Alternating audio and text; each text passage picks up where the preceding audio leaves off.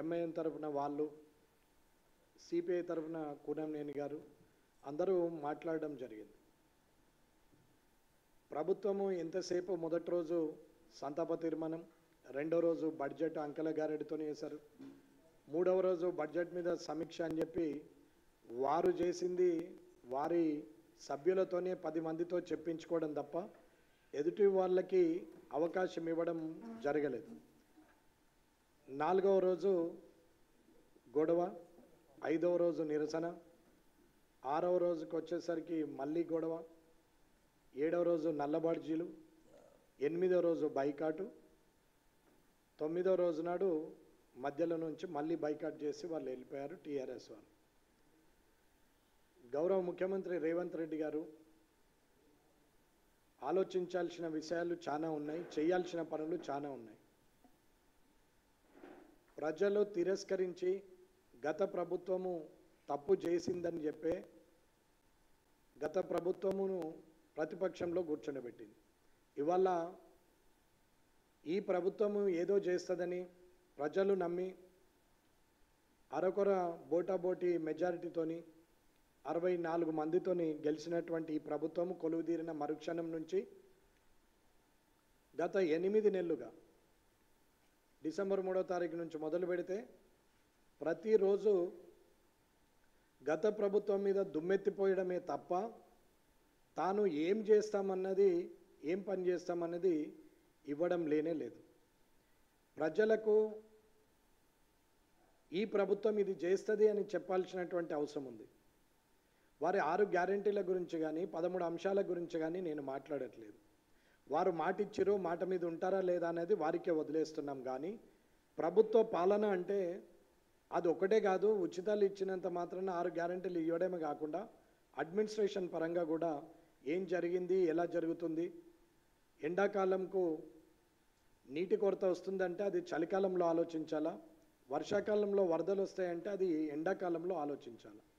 అలాంటిది ఇడిచిపెట్టి ప్రతి నిమిషము గత ప్రభుత్వం ఇట్లా చేసింది అట్లా చేసింది అని చెప్పి ఎప్పుడు విమర్శిస్తూ సమయాన్ని జరపడమే తప్ప ఎలాంటి ఉపయోగం లేని పరిస్థితిలో రేవంత్ రెడ్డి గారి ప్రభుత్వము చేస్తూ ఉన్నది. అసెంబ్లీలో చూస్తే ఆయన మాట్లాడిన దాని ప్రకారంగా ఇవాళ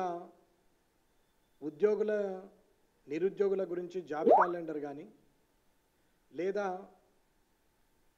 హైదరాబాదు మెట్రో సిటీ దాని గురించి అభివృద్ధి విషయంలో కానీ, మూసీ నది ప్రక్షాళన గురించి కానీ, అట్లాగే వారు రుణమాఫీ గురించి కానీ మాట్లాడుతూ పోతున్నారు.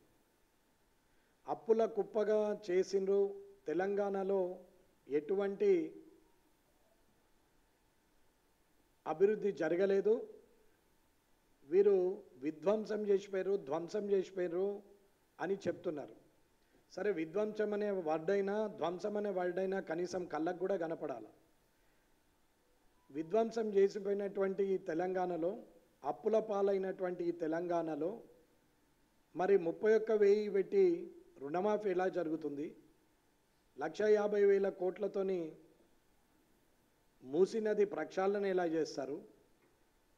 ఎవరు అడిగితే వారికి 300 అక్బరుద్దీన్ గారు అడిగారని 300 కోట్లతోని అక్కడ మెట్రో వస్తుంది, 400 కోట్లతోని అక్కడ ఫ్లైఓవర్ వేస్తాము అని ఎలా చెప్తున్నారు?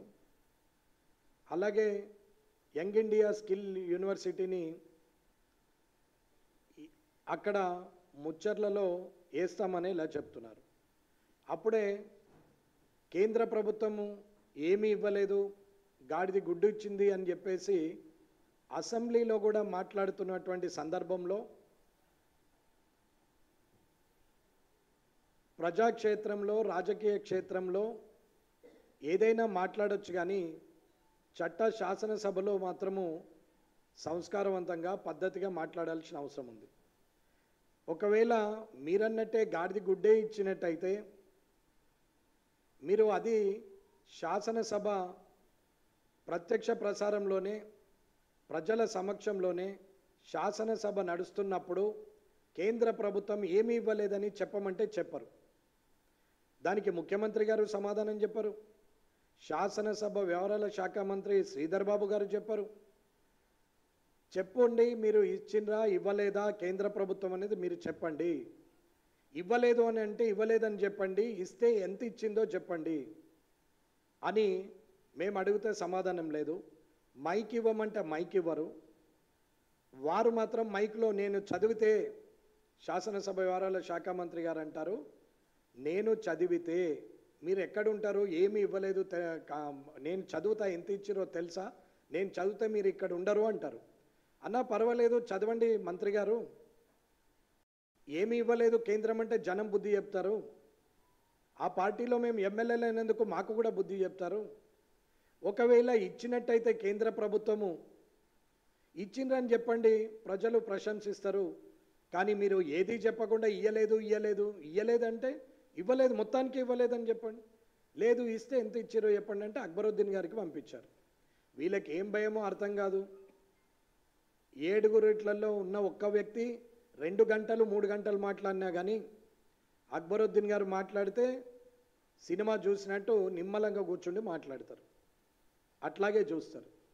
8 మంది బీజేపీ సభ్యులు ఉన్నటువంటి బీజేపీ సభ్యులకు 15 నిమిషాల సమయం ఏమంటే కూడా ఇయర్ కట్ చేస్తారు. ఇకపోతే టీఆర్ఎస్కి వాళ్ళకి పాత పురాణం భూత పురాణం తప్ప ఇంకా వేరే ప్రజా ప్రయోజనాలు ఏమీ లేవు, ప్రజా సమస్యలు పట్టింపు లేవు. ఇక్కడ కనీసం బ్లాక్ టికెట్ల దగ్గర కొట్లాడినా కానీ కనీసం పద్ధతిగా ఉంటాయేమో తిట్లు, కానీ అక్కడ మాత్రం అవి కూడా లేకుండా భూత పురాణం ఓపెన్ చేస్తున్నారు. ఏమన్నంటే కొట్టుకునే పరిస్థితి. ఇక్కడ పెద్ద మనుషులకు అక్కడ పెద్ద మనుషులకు కనీసం బుద్ధి చెప్పాలనే ఆలోచన కూడా లేదు.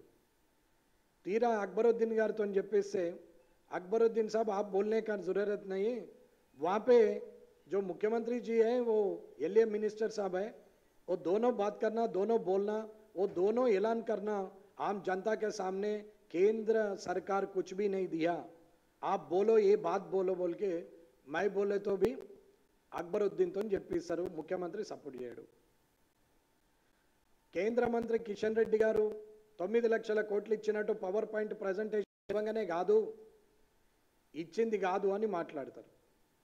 మళ్ళీ అప్పుడు ముఖ్యమంత్రి గారు ఏమంటారు, ఇది మేము వెళ్తాం, మీరు కూడా రండి, మీ టికెట్లు మీరు తీసుకున్నా మా టికెట్లు కూడా మీరే తీయండి, ప్రభుత్వం జర అప్పులలో ఉంది అంటాడు.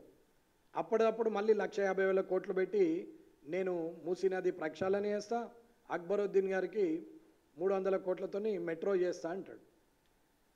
ఇవాళ ఏమి చెప్పినా కానీ అప్పుడే అప్పులు అంటాడు, అప్పుడే మళ్ళీ శాంక్షన్లు అంటాడు, అప్పుడే శంకుస్థాపనలు అంటాడు, అప్పుడే మళ్ళీ తెలంగాణ విధ్వంసం జరిగిపోయిందని అంటాడు. అసలు ఒక ముఖ్యమంత్రిగా, ఒక శాసనసభ వ్యవహారాల మంత్రిగా వారు ఆ పదవికి వన్నెదేవాలి కానీ చిన్నపిల్లల్లాగా మాట మీద నిలబడకుండా ఎవరికి దొరికితే వారు ఇష్టం ఉన్నట్టు మాట్లాడుతున్నటువంటి సందర్భం. జాబితా క్యాలెండర్ను, ఉద్యోగ క్యాలెండర్ను అనౌన్స్మెంట్ చేశారు.